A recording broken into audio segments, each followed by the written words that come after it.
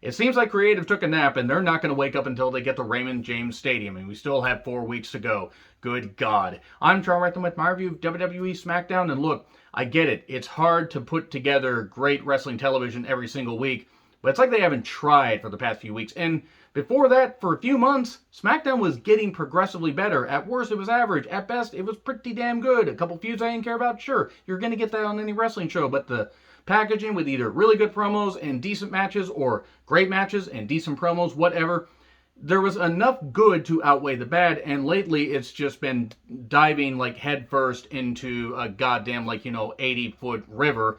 I just don't understand. I know there aren't 80-foot rivers out there, but you get the goddamn point. It's just been diving deeper and deeper, and it's not coming up for air, and it's just a goddamn mess. And we're getting towards Fastlane. You know, that pay-per-view that nobody goddamn wants. They just need to eliminate the pay-per-views in March. They still don't have a lot of shit settled for Mania, and we are less than a month out. They got a couple matches set up, but if they're going to do 2 nights and especially ask people to pay big prices to be in Raymond James Stadium, they need to set 2 full nights, and they need to really utilize the roster, and they're not goddamn doing that. So we get recaps of Bryan and Jay in the cage, and then we get Edge talking about his history in WWE, that he's back, not because he has to be, but because he loves it.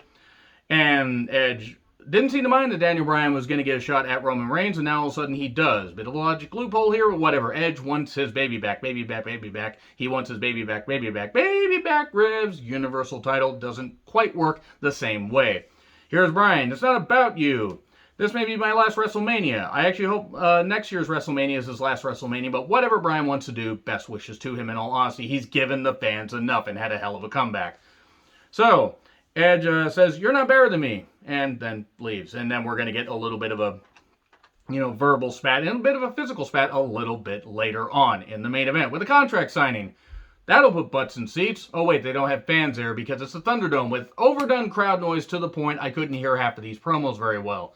Had to just turn the crowd noise down a bit, and then maybe we can hear these promos, and maybe they'll be a little bit better instead of hearing like every 5th word. So the faces get blindsided, and then we get an 8-man match. It's the Profits, Ray and Dominic versus Gable, Otis, Rude, and Ziggler. Okay, but why though? That was pretty much what I wrote down. I get it. The Profits want to face Rude and Ziggler. Ray and Dominic have been feuding with Gable and Otis. Here's the problem. I don't care about any of these feuds. It wasn't this match was bad. It just happened.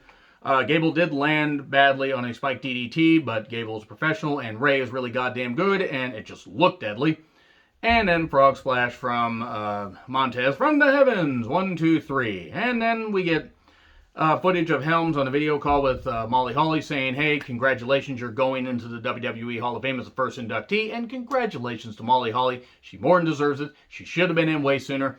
But, they have history. Hurricane, Mighty Molly. Really good stuff. Really emotional. And Molly, one of the nicest people apparently in wrestling.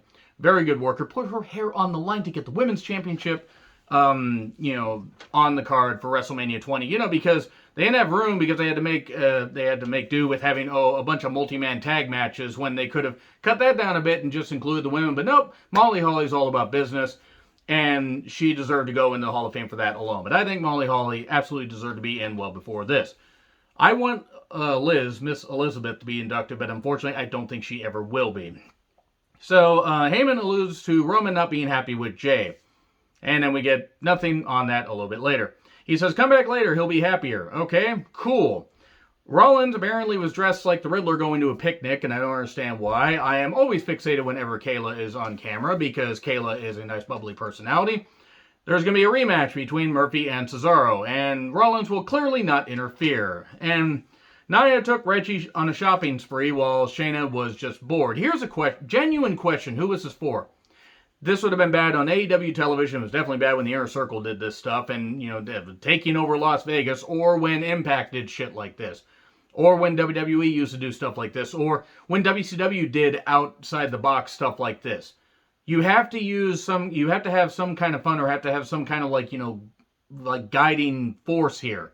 Not just let these people go out and do a whole bunch of stupid shit, and especially with Nia Jax, who doesn't have a good personality at all. I have seen Tranquilize and then Dead Water Buffalo that have more personality than Nia Jax, and actually more usefulness, because Water Buffaloes, at least, you can kind of see what their usefulness is. What purpose does Nia Jax serve except to annoy people? Genuine. And Reggie, by the way, is just there.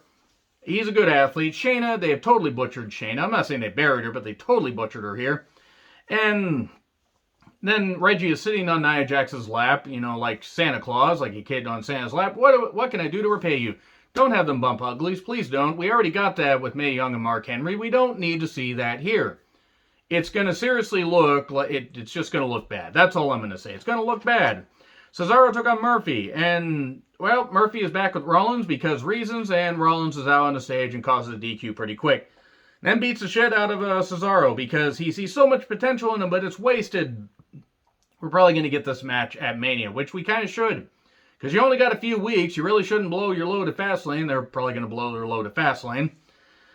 And then Zayn wants Owens to help open up these conspiracy theories. Oh, you're going to think about it. Thanks. Oh, thanks for giving me a blank card with nothing on it. I don't know who this is for. I get that Zayn and Owens are, longtime friends, but cool. They're going to team them up again. Watch them win the tag titles at Mania because they have nothing better for Kevin Owens to do. Edge is talking to Jay backstage and says, I've known you since you were 10. What would your dad think of this? Da, da, da. And Jay's like, don't talk about family. And it's the same stuff. I didn't mind the stuff with Jay at first. Now it's old. And I don't really care. I don't wish anything bad about Jay. But Jay, being a singles wrestler, sorry, it's not working anymore. It was good for a little bit. Now it ain't working. He ain't main event Jey Uso. He's barely mid-card Jey Uso. Owens doing the KO show. I was gone for a bit. He was basically gone for a bit after stuff with Roman Reigns and all that. And then we get Bianca and Sasha on the KO show. They bickered like school children or like a married couple that was going to have tremendous makeup sex with all the tension that they had between them because Owens referred to the tension that they had. Oh, there's so much tension here. Fox probably would have mandated that happened. Thank God that the women would have turned that down. Because Fox News already has an issue with somebody that's on there, like Fox Nation, and somebody that the NWA is going to bring in. Tyrus, they're going to bring in that guy who's got open sexual harassment allegations against him. Maybe I won't buy that NWA pay-per-view because they're going to bring in somebody like that. Moving on. So they're going to hype up the Mania match that they're going to have, which I think should main event Night 1 of Mania. I would actually like to see that. And then the tag match at Fastlane. And then, well, they're sniping at each other, and then here's Shayna, Nia, and Reggie, because we need to continue this storyline. And then they cut to a commercial where various wrestlers are saying, go get your vaccine for the virus. Strange, because Vince McMahon was pretending that the virus didn't goddamn matter, even so far as going to refuse to talk about it on camera for a number of months until it benefited him, because his buddy's out of the goddamn White House, and thank fucking God. Now Vince is like, oh no, we're going to babyface ourselves, pal. Get out there and say, hey, stick a needle in you. Wait, we have a wellness policy. Shit, say it's a good thing. I really should not try to do a Vince McMahon impression because goddamn, I ruin my throat every time. But yeah, him doing that after denying and, just outright refusing to acknowledge the virus, that's so quaint. So quaint, Vince. You're a goddamn piece of shit, Vince. You really are. Sometimes I question how WWE is stuck around with having a guy that really, when you think about when he passes away, whenever that is, there are going to be so many stories that come out about him. It's going to fill books for decades and decades. But yeah, we get Bianca and Sasha versus Natty and Tamina, who have matching gear, which is further proof that they don't really know what to do with Natty. They gave Tamina a win. Reggie distracted, and Bianca got pinned by Tamina. The most devastating maneuver in all professional wrestling, surprise roll-up. Why are they giving Tamina victories? I mean, I could have asked this about any year in the past, but especially in 2021. Tamina doesn't have anything. Her, ACLs are freaking spaghetti. And I'm talking wet spaghetti, like the thin stuff, the angel hair pasta that could snap if you even blow on it too hard. And believe me, when it snaps when you blow on it too hard, guys, you need to consult your medical professional. So, Bianca and Sasha then argue, while Reggie basically just is there like a little puppet there for Nia. I'm actually expecting them to pull a devil doll, and Reggie is going to be Nia's Hugo. If you get it, you get it. Big E, has a bunch of casts. Oh, he's got a neck brace. He got all this stuff, a sling, and he's got stuff on his foot because he was beat up by Apollo and convalescing because of some kind of injury. He rips that stuff off, and he cuts a tremendous promo, saying there's no sorry for this. I've got to beat you. It's there's no way that I really can't do this promo justice. It is tremendous. This is a bright spot on the show because Big E was fired up. He was not so goofy. He was just, and nothing wrong with Big E being goofy because he can be legit in the ring, but this was good. It was a nice twist. He got all angry, and he was fired up about it. He wanted to beat his ass. We don't have to wait. Get your ass down here now. He wants to challenge him and defend his Intercontinental Championship. Oh, wait, you don't want to? Here's an open challenge. Here's Corbin. Well, I'm in a suit, but I can rip apart the suit and challenge you. But Zayn says, oh, no, you said you couldn't. My documentary crew got on camera, and I'm going to face Big E for the title. And he does. Stop with the splash on the apron, by the way. And Big E then almost gets pinned after Zayn gets him kind of like, off of the ropes. And then he slaps him, and then he gets hit with the big ending. So there wasn't much to the match, but it was fine for what it was. Apollo then ambushes him and puts the steps to his shoulders and then steps up on the steps. I'm going to tell you right now, if he wants to pull Last King of Scotland with Big E, he's going to need some big fucking meat hooks like, Leatherface used. And if you get it, you get. I will not let the Last King of Scotland reference go, because that's where my mind is going, because I think that that's just what it reminds me of Forrest Whitaker from Last King of Scotland. And then Nia to Kayla. It's like, who raised you? Kayla has been open about the fact that she, didn't have the best, that she kind of grew up and a little bit rough and everything. So, yeah, I get it, but maybe, I don't know, maybe Nia could have not done that. Maybe somebody couldn't have wrote that. I mean, Kayla probably signed off on it. But I'm like, that didn't set well. So anyway, Nia, by the way, asking who raised you. Nia, you believe in that Q bullshit, so you really shouldn't be questioning what anybody believes until you get your head out of your ass, which is an accomplishment, you goddamn stupid fucking couch. Anyway, so Reggie also said earlier that Nia should challenge Sasha for a championship match next week. Because why not? Bryan and Roman have a Fastlane contract signing. These are always good.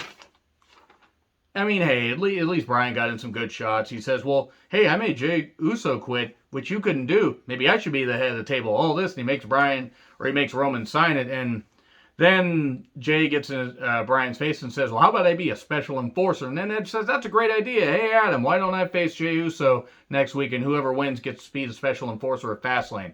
Adam, that's a great idea. Let's do that. And he repeats the same goddamn thing. Because Adam Pearce is, it's like you pulled a string out. He's like the Krusty doll. He'll just keep repeating shit. And then, basically they get in a big scuffle. Jay gets, taken out. And Edge is going for, or actually Bryan is going for Roman. Edge throws him out of the way, and he goes for Roman. And then when Roman dumps out, Bryan hits him with the right knee, and that's it. So there were a couple good moments of Big E promo. This thing, that whole thing of like possibly teasing maybe a three-way. Maybe you get Edge, Roman, and Bryan at Mania. I wouldn't mind that, because I think those guys could make a triple threat work. But overall, the show was just kind of a mess. Why there was so much Nia Jax on the show, I don't know. Why Tamina got a victory, I don't know. And I don't understand what they're doing. And I hope SmackDown gets a little bit better, because usually it's pretty easy to watch, but these last few weeks have gotten kind of shitty. Anyway, agree, disagree with what I said, like, share, subscribe, Twitter handle in the description. I'm John Ritlin. I'll see you soon.